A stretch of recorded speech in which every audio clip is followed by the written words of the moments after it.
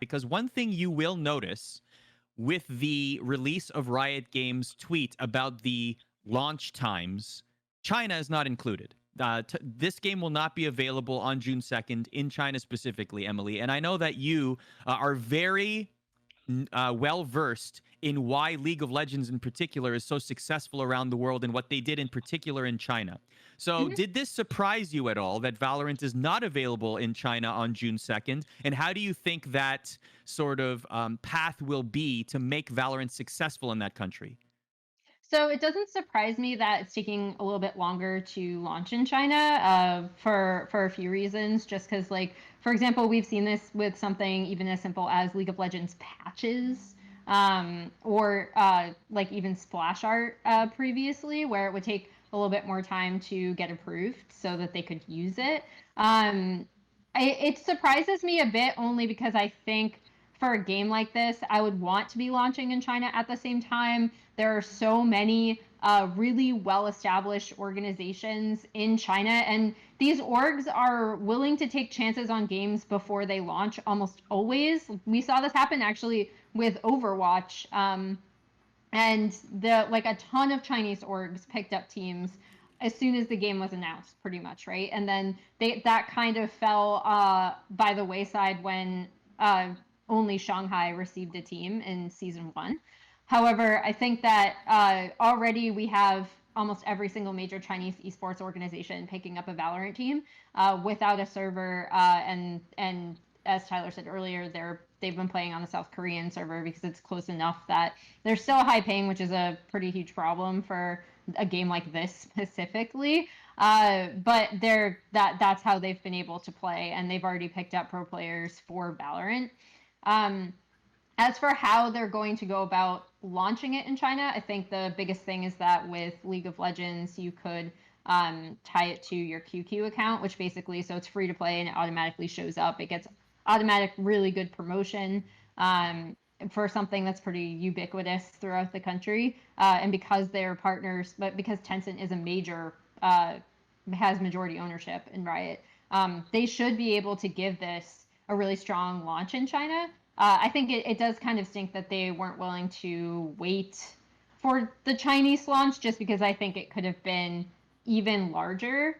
And we were kind of talking about this off camera previously, but with the launch times that they did announce across multiple regions, it almost seems like more of a soft rollout than like a hard launch. And China not being a part of that is actually also a major reason why it seems like that to me.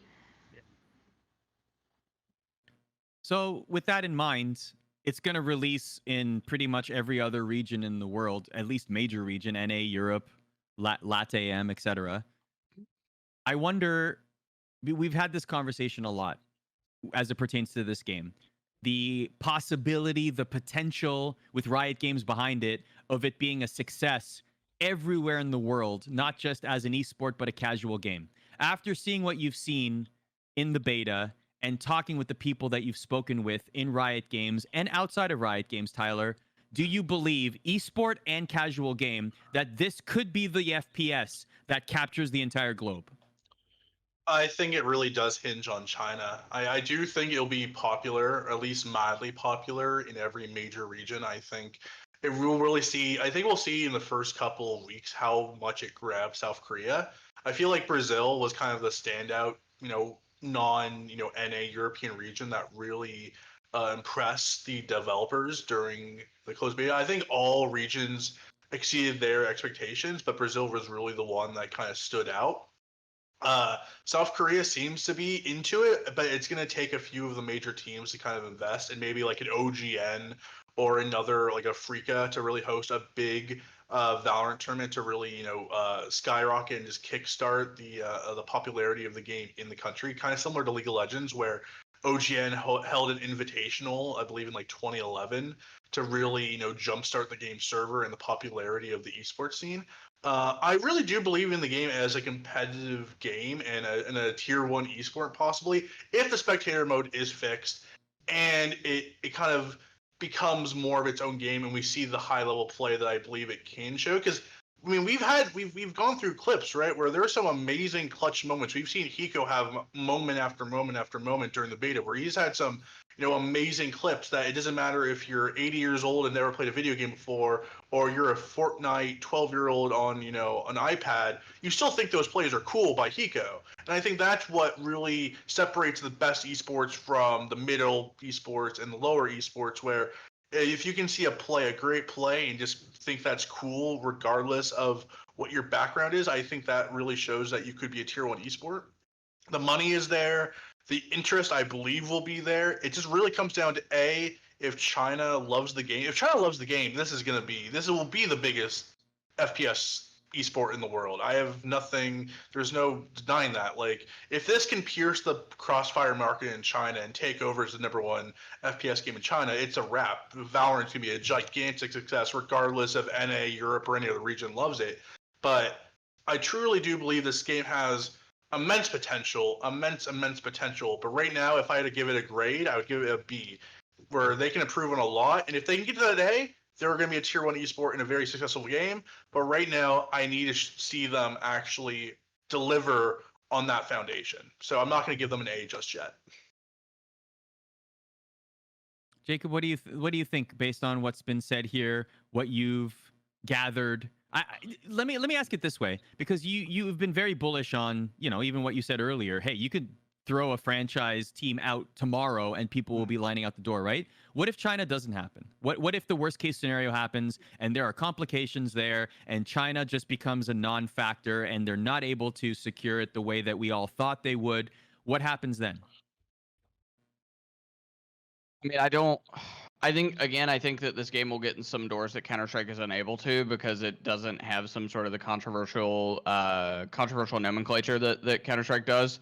But nonetheless, like, I don't see it taking over Counter-Strike without the help of just Asia more generally, China, Korea, etc. Because even though Counter-Strike does exist in some of those markets, it is not very popular at all. So I do think the one thing that, like, Counter-Strike has going for it is it's got this very long tenure. The stories are really deep. The players there have such a long history. There's a lot of things you can tell. Valorant hasn't quite reached that point, obviously, because it's such a new game and we don't even know sort of what the community will look like. And I think a lot of the people who are pro players right now won't be here in a year. I think that there will be a huge cycle once the game releases more widely. But yeah, I think that without China, sort of Valorant sort of will probably stay as a second to Counter-Strike, as long as Counter-Strike continues to be as consistent, as popular as it is. And I think that the one way that they may be able to eclipse it is with the help of China and Korea and other Asian countries sort of catching on. I don't see a world where this doesn't get approved in China at all, right? Like, Tencent has so much pull, they'll push it through. And the other part of that too. The other part of that too is part of the reason Counter-Strike has not gotten pushed through is some of that more controversial nomenclature more generally. So I think that that more generally, like, yeah, Tencent's too big of a company in China for this not to work for them. Let me ask this question before we go on to the casual game itself, Emily. What about the casual fan angle, right? Because there's always this conversation whether it is warranted, whether it is necessary or not. I'm omitting that part of it. The whole, like, esports on linear television, esports in the mainstream, etc. Does this game have any of that potential at all, or will this be a game that is catered towards the esports bubble entirely? I mean, in terms of player base or in terms of viewership? Because I think for viewership, like, if League of Legends can have the casual fan base it has in China, then Valorant certainly can. Because from a one-to-one, like, viewership perspective, it's just a lot easier to understand visually, right? Like, it just is. Like, one of the great strengths of Counter-Strike and one of the reasons why it is so hype and it's so easy to get really excited about what's going on is because it's super easy to see visually. Like, I try to watch, like, all major Counter-Strike tournaments just as a casual viewer because it's fun and it's really easy to understand. And to have something that is as complex and, like, at some points impenetrable visually as League of Legends, to have it have the massive fan base it has in China, I think Valorant is a lot easier from an in-game, like, viewership perspective. I think the big thing you need to understand, though, about fans in China is that typically yes, they'll be a fan of the game and they'll play it casually, but they become fans of players specifically. Like we see this throughout all of esports. Esports is far more player based than it is team based when it comes to fandom.